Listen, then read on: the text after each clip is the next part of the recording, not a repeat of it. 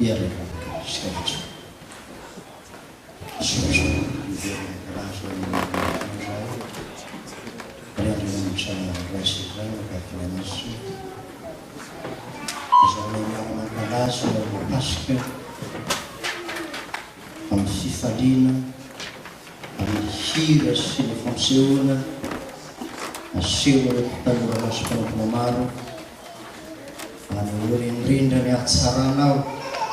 sy ny famonjena lehibe zay rehefa matalo ao anay manota da mahatonga anay tena iray ainanao tsy afafiana amin'izao ihany faminatra mpiofa rehetra tonga eto tena iao aminao fanoray anao hoe mitsanga famity mitoko sy manjaka toko amin'ny fiaina nenanao Jesosy. Amen. Ny vola teny avy amin'ny tompo dia misaotra Andriamanitra sika fakahita soa tsara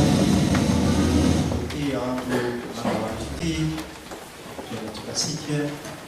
ankalazana Pasika ny anarany concert ny Pasika izay malaky sy ny hoe topira aspezia amin'ny figurana dia magaso rariny raha mameriny ny fiaravana antsika rehetra vory amin'ny anarany Jesosy Tompo dia nampitry ny fiadalana ane mampahery antsika tasika fifaliana sy ampina antsika koa iaona amin'ny Jesosy ilay tsara maty izay Pasika amintsika zay ny fiaravana foy famiten'Andriamanitra ny fidiko dia ny kolonkana voalohany toko fahadimy ny andiny fahafito ka hatramin'ny fahavalo. Kolonkana voalohany toko fahadimy ny andiny fahafito ka hatramin'ny fahavalo. Dia toy izao fivaky ny teny amin'ny anaran'i Jesosy Tompo dia miara-mitsaka antsika rehetra izany. Esolo ny masirasira ela mba ho vongana vaovao ianareo araka izay tsy mahamisy masirasira anareo fa voavony Kristy Pasika ho antsika fa dia aoka isika hanao ravoravona tsy amin'ny masirasira ela na amin'ny masirasira lompo sy ny faharasiana fa amin'ny mofo tsy misy masirasira dia ny fahadivam-po sy ny fahamarinana. Ny maso manamasina anay amin'ny fahamarinana tena amin'ny fahamarinana ary miara-petratsika ary fiangonana malala ho aminareo rehetra ny fahasoavana sy ny fiadanana avy amin'Andriamanitra raintsika sy Jesosy Kristy Tompo. Amen. Fahavoavony Kristy Pasika ho antsika io no folo ny ten'Andriamanitra izay anjarasika ny lohatenin'izao fotoam-pivavah zay iarahasika ankehitrindroa moa dia ny hoe concert ny Pasika ary manodidina izany avokoa ny fampisehoana sy ny hira zay atolotry ireo tanora amintsika. Paoly apôstôly dia manana natao hoe fotsiny ny teolojiany na ny fampianarany izay ny olona amina zavatra roa matanjaka tsara dia Jesosy maty sy Jesosy tsangana amin'ny maty. Marina fa misy koa ny romanina toko voalohany ny andininy 7:70 zay lazany Paolo hoe ny marina amin'ny finoana no velona izay andraisana izany fampianarana zany. Izany hoe izay nanray Jesosy maty sy nitsangana amin'ny maty, izany natao olona marina sy velona.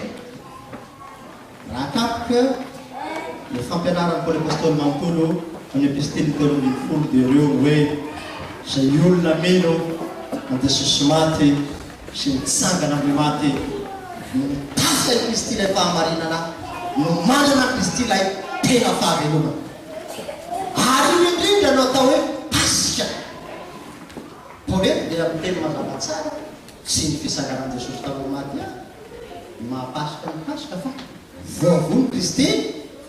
pasika. Izany hoe ny pasika dia tsy hafa fa Jesosy maty sy tsangana maty. Io no pasika zay ho zaraina tsika. Ny teolojiany Paoly nefa dia manana mampiavaka azy raha miteny izy voavony Kristy, tsy atao hoe voavony Jesosy Kristy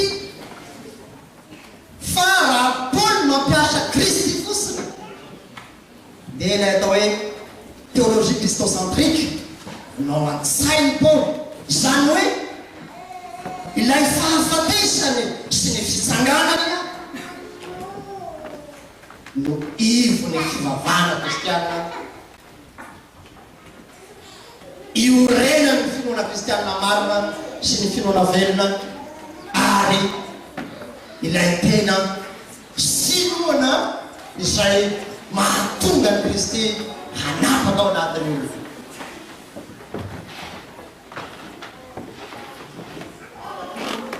Paoly kosa mampiasa hoe Jesosy Kristy dia tena piaseho Paoly indrindra ny amin'ny hoe nietsy izy manomboka ohatran'omby manam-pahatonga fahafatesany ary mitohy amin'ny fitsanganana. Pasika raha atao indray mijery ny tantaran'ny Baiboly ny amin'ny pasika dia tsarotsika tsara ilay Exodus 4:20 izay andevany Egypta ny zanak'Israely ka dia mampitokana nomeno ny tompo Andriamanitra tamin'ny zanak'Israely hoe vonoy ny zanak'ondry ny rany ataovy ny tolam-baravarana rehefa tonga ny anjely hamono lahy matorehetra na olona na biby izay tolam-baravarana misy ny rany zanak'ondry dia tsy ho faty zany lahy natao anaty zany trano zany. Amin'izay heviny dia fandalovana ny mahazaka antsika fa ny tena izy dia fanomezana fiainana sy arovana amin'ny fahafatesana ary fanafana amin'ny fanadevozana ioa pasika ny Exodus io.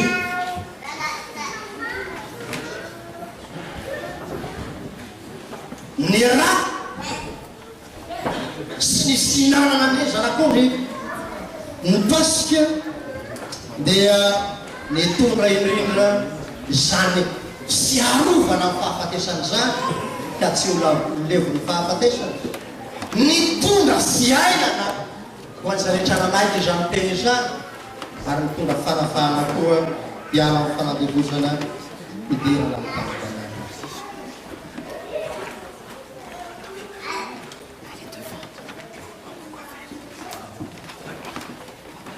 Voavony Kristy pasika ho antsika. Ny teny hoe voavono dia manambara indrindra ny atao hoe théologie de la croix, zany hoe ny amin'ny fahafatesany Jesosy indrindra teo amin'ny azo fizaliana izay atao hoe fahafenoany famonjena. Zany dikany hoe voavono antony dia zao hoe raha tsy maty Jesosy na izao tontolo zao azo avelomana. ary na isika menakavy ara tsisy tafapetraka volobany fa niteny vovolo dia zavatra roa ny lehibe ao am'zany. Ny voalohany dia le rano Jesosy nalasany. ny faharoa dia ny fahafatesa. ny raha zay nambarasika araka ny Exodus teo dia ambaran'izao ty voalohany amin'ny fahasivy-roapolo raha nanondro an Jesosy zanako anabatisa dia hoy izy ino zanakon'Andriamanitra izay manaisitra ny mpandinika dia mahita ny Isaia fahatelo amby ho filazantsara mazava indrindra na madio indrindra na atao hoe filazantsara mangarangara na izy ny mpandinika ao amin'ny testamenta taloha satria io indrindra ny maneko ny amin'ny Jesosy. tato izao lazany Isaia azy hoe izy dia voalefina taontsika ny diakapoka taminy no nanasitranana antsika ny vesatra ny fahorentsika izy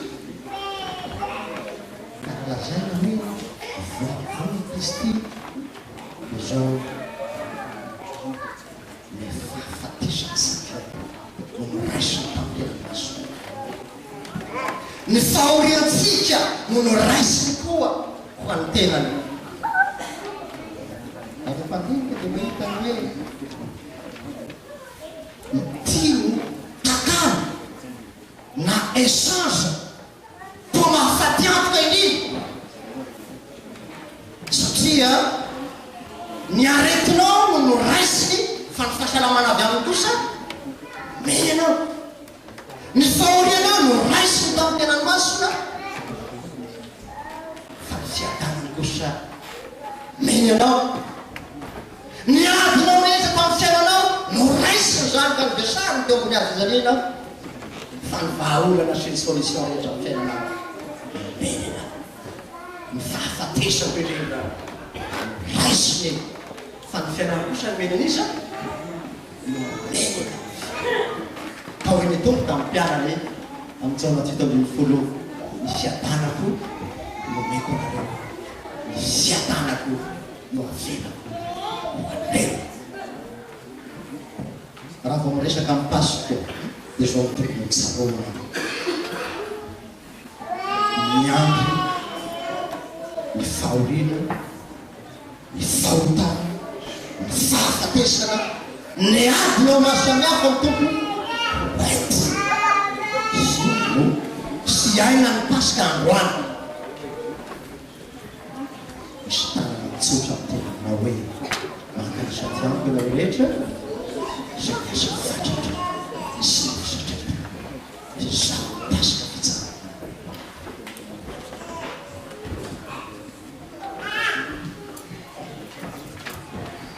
Ny fanontaniana mipetraka dia ny hoe ahoana ny fomba iainana an'ity pasika ity androany. Misy iainana mino ankehitriny ahoana ny fomba iainana azy. aloha ny resahana ny fomba iainana azy dia ny vato misakana tsy anana amin'ilay misakana amin'ny maty eo Jesosy. Inona ny vato misakana ny olona tsy handray an'ilay misakana tamin'ny maty hanjaka sy hanavaka amin'ny fiainany. mety dia misy voambolana lazay no vato misakana no tsy ananana ao Jesosy dia masirasira no terme na voambolana na concept lazainy Paoly masirasira ho an'ny mpanamoky dia mahaino izy io zay rehetra mety mampitombo nofo manovoerina nakazo anaty dia io no atao hoe masirasira kanefa dia hanovoan'ny Paoly indrindra ny fahotana. Ary soratra masina dia mazava ny fomba fiteniny amin'izany fahotana zany ka hoy ny soratra masina ny fahotanareo no hevitra mampisaraka anareo amin'iza amin'Andriamanitra reo ka dia tsy mihaino fangatanareo izy iza maniry teanana ny Kristy ny fiainany ka mila laota dia milaza aminao ao fa tsy ahanana an Jesosy naovinana an Jesosy tsy misy accommodation na velona na maty fa tsisy anelanelany hoe velobelona no matimaty mana sady tsy mafana no tsy mangatsika ianao iny apokalipsy dia alohany fanavakana tompomonina mpiteny ny apôstôly am'izany masirasira ilazana mitoetra taloha sy ny faharatsiana rehetra eto dia aroany no nilazany Paoly hoendriky zany masirasira izany volompo faharatsiana anaty izasika ny vaviteny dia fizakazakana faramboarina dia teny nankiray any no azo ampiana azy ny fo maloto dia tsy tafiditsao mihitsy ilay mitsangana tamin'ny maty ary dia Andriamanitra tompo raha mangataka zavatra aminao dia zavatra maro fa zavatra iray io mangatany aminao ary io tena pasika so amin'ny teny tompo anaka ny foinina ny tehidiran'ilay pasika dia Kristina mitsangana amin'ny maty zany raha nanasa anareo ny antokopira aspezide zao ihany fandrina ny fonao atolotra ao ny tompo mba hidiran'ilay mitsangana amin'ny maty na ny hina na ny fampiteny na ny vaty na ny fampisehoana samy hafa zay aseho eto tokana ihany ny tanjona lay mitsangana amin'ny maty hita amin'ilay fo feny lolobo sy ny fankahalara sy ny fanenjena ny hafa tsy misy Jesosy akory azy indraindray azany nampalailo an' Jesosy any bandina any Jerosalema sy ny mponina tao ity firenena ity manaza amin'ny olony fa ny fony kosa lavitra Jesosy ny fony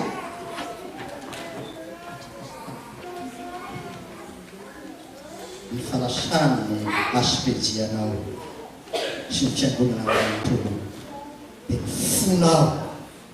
ka lazanao tahaka ny mpamolikira malagasy hoe ny foko ny mpamonjy atolotro anao malotoka diovy ahofle ary makristiana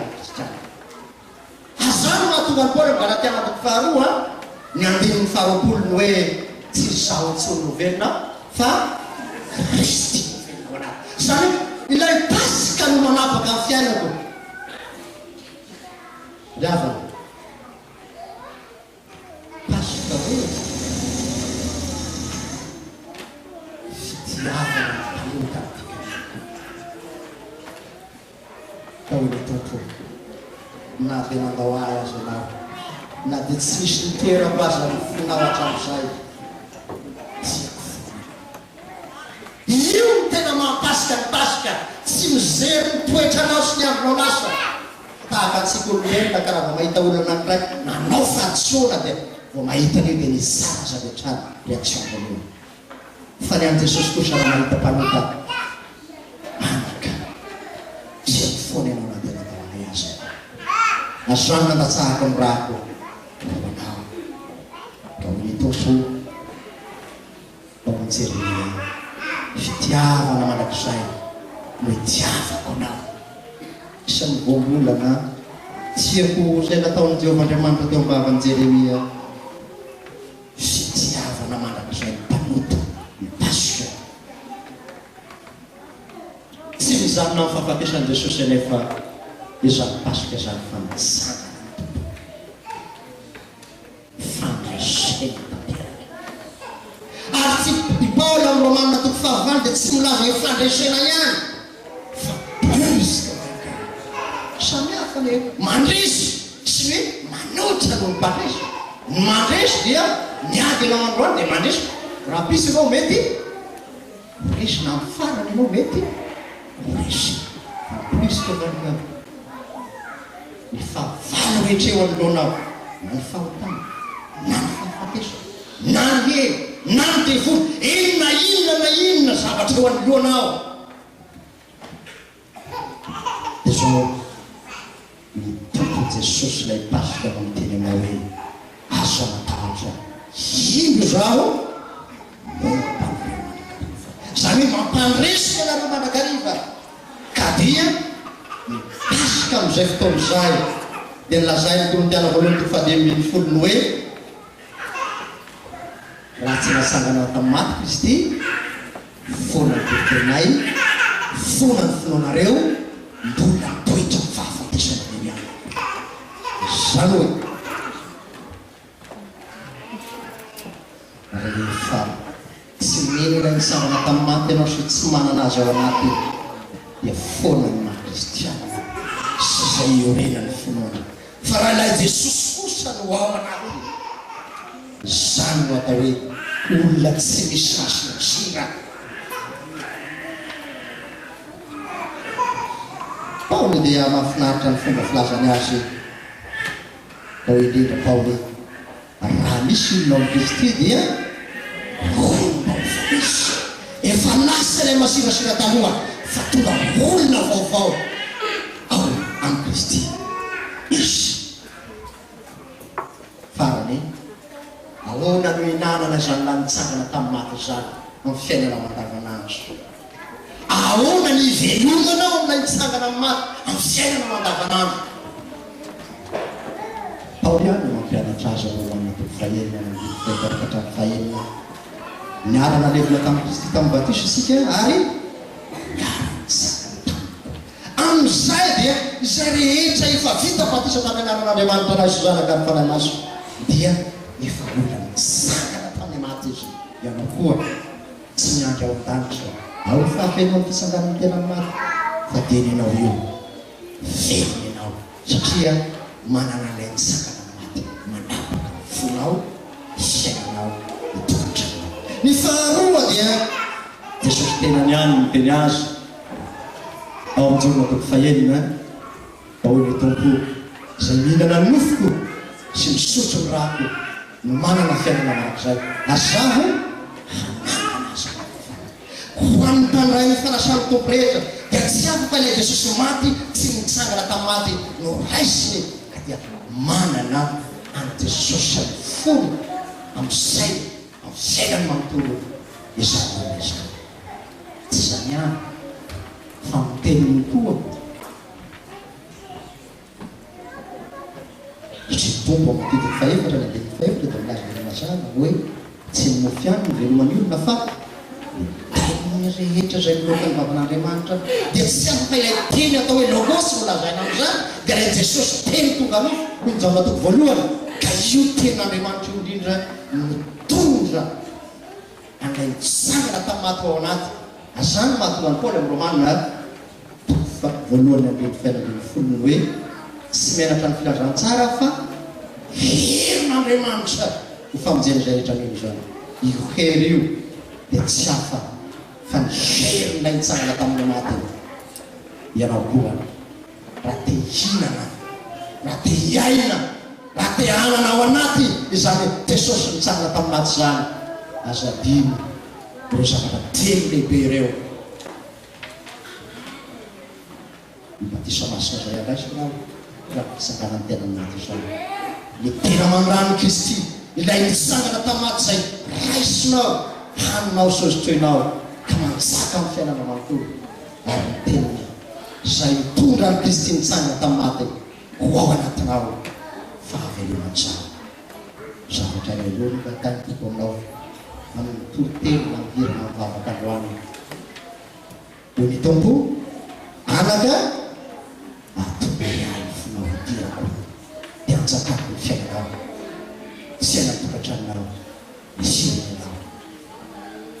sambatra ny olona izay manana anjeo Andriamanitra sambatra ny firenena izay manana amin'ilay nitsangana tamin'ny maty ho Andriamanitra io koa fanomezana menaianareo tsy mba manana volamena na volafotsy